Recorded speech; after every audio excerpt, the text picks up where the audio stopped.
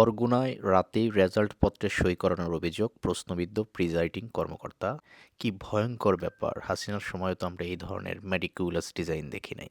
কি হতে যাচ্ছে এই নির্বাচনে দেখুন।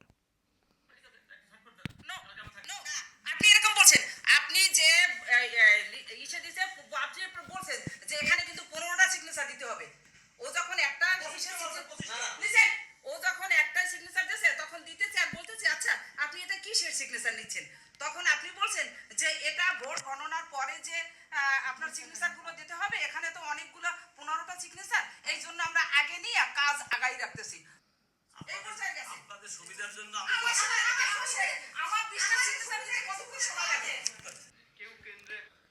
কি মজার ব্যাপার! ভোট এখনো শুরু হয় নাই, ভোট কেন্দ্রে এখনো কেউ যায় নাই। নেক্সট শুরুতে ধোঁকা দেওয়ার মতো অবস্থা। মানে একেকজন ফেরেশতা।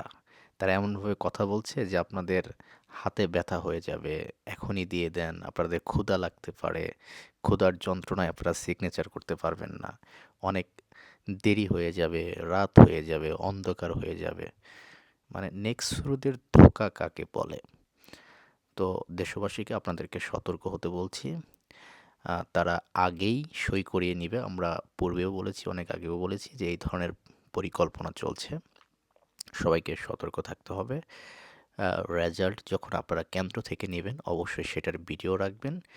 যদিও অনেক রেজাল্ট আগেই তারা দিয়ে দিবে, দিয়ে দিতে পারে, কিন্তু ভোট শেষে যে রেজাল্ট শিট আপনারা নেবেন সেটা অবশ্যই আপনারা ভিডিও আকারে রাখবেন এবং কেন্দ্র থেকে আপনারা ভোট নিয়ে তারপরে ফিরবেন। এর আগে আপনারা কেন্দ্র থেকে এক পাও নড়বেন না।